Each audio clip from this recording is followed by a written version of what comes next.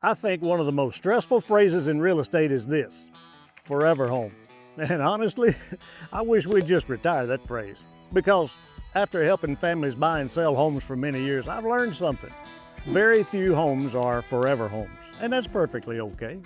Hey folks, I'm Eddie Mann with Team George Weeks Real Estate, and today I want to take some pressure off of anybody who's thinking about buying a home, because I see people put an enormous amount of stress on themselves trying to find the perfect house. And the truth is, life changes. When you're in your 20s, life looks different than it does in your 40s. When your kids are little, your needs are different than when they are when they're teenagers. And when you're empty nesters, your priorities change again.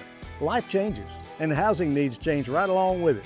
You know, I remember years ago, people would tell me, "Eddie, we want this to be our forever home." And I'd smile because I knew something they didn't. Life has a way of changing your plans. Not in a bad way, just in a real way. A promotion, a new baby, retirement, grandkids, working from home, or taking care of aging parents. Sometimes life changes because we choose it. And sometimes life changes because it chooses us. I think one of the biggest mistakes buyers make is trying to solve the next 30 years instead of solving the next 5. And that's a whole lot of pressure. And frankly, none of us knows exactly what life is going to look like in 10 or 20 years from now.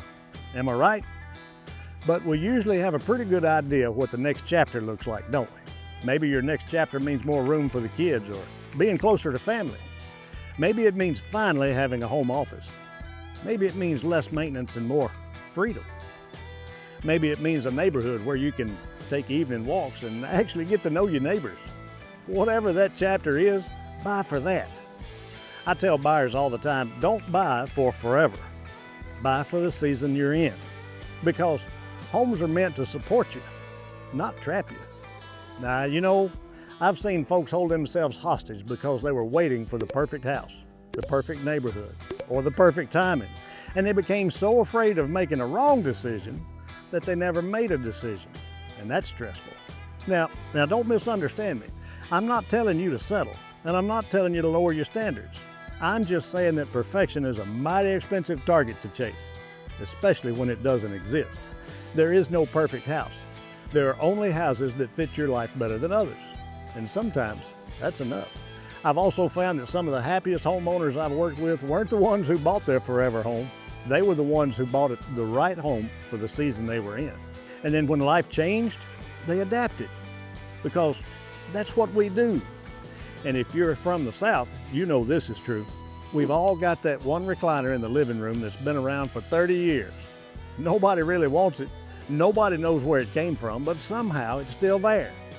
And every family gathering, somebody says, "We really need to get rid of that thing," but nobody ever does.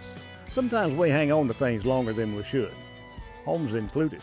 So don't put so much pressure on yourself to find your forever home. Find a home that helps you live the life you want right now, and trust God with the chapters that come after that. So let me hear from you. When you think about your next chapter in life, what does that look like?